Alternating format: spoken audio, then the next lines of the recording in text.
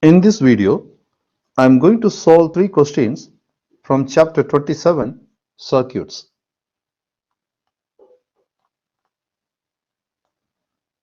First question. What multiple of the time constant tau gives the time taken by an initially uncharged capacitor in an RC series circuit to be charged to 89% of its final charge? So if you read this question tells that you have an uncharged capacitor initially and you are going to charge that capacitor to 89%. So that means it purely tells about the charging of capacitor. So in the theory, we studied the equation for charging the capacitor as Q, which is equal to Q naught multiplied by 1 minus e power minus t over tau. This is the equation for charging the capacitor. So I am going to use this equation here. And what should be your final answer? For getting this 89% of the charge, how much time needed? So you are going to get the answer of the time as a multiple of time constant. So some number multiplied by tau. So you have to give the answer like that. Understand? Okay. Let's become for the question one more time. Actually, here what is the initial charge in the uncharged capacitor? That means in this uncharged capacitor, let's we take your initial charge is Q naught. Okay. And what is your final charge? The final charge is 89% of Q naught, right? So that means if you see the equation, the left hand side of the equation tells you about this 89% of initial charge. And the right hand side Q naught is nothing but your initial charge. So what I'm going to do, I'm going to substitute this in these above equations. So I'm going to substitute one by one. What is our initial charge? Our initial charge here Q represents, this is your Q, this is your Q naught. So I'm going to substitute the value of this final charge here. What is the final charge Q? The final charge Q is 89% of Q naught, which is equal to, here I'm going to write the initial charge as it is, and I'm going to write the rest of the terms. So what is the rest of the term? 1 minus e power minus t over tau. Here tau is the time constant. Clear? Now I'm going to expand this equation because 89%, how we can write the 89%? We can write the 89% as 89 divided by 100 multiplied by Q naught, and here I have Q naught 1 minus e power minus t over tau. Clear? So now we can cancel this Q naught both left hand side and the right hand side. By that we will get 89 over 100, which is equal to 1 minus e power minus t over tau. Clear? Now what I'm going to do, I'm going to move the numbers one side and I'm going to leave the e power minus t over tau one side. Clear?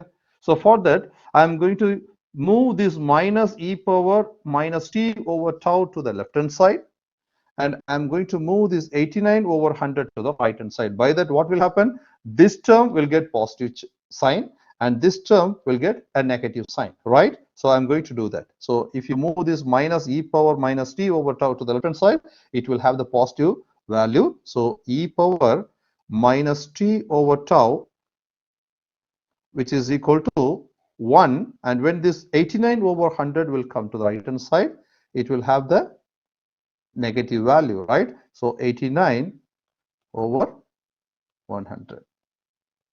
Now I'm going to take LCM here. So how we can take the LCM? I'm going to take LCM as 100, right? And here you will get 100 minus 89, and left hand side e power minus t over tau. Clear? And if you subtract 100 with 89, you'll get exactly 11, correct? So 11 over 100, and in the left hand side I'm going to again write the same term as e power minus t over tau. And if you divide 11 by 100, this number will become 0.11, and the left hand side will be the same, right? Now, what I'm going to do, I'm going to take natural log on both sides. So take natural log on both sides. So I have to apply this logarithm to left hand side and the right hand side. So both sides. Clear? So by that, the above equation, which equation? This one.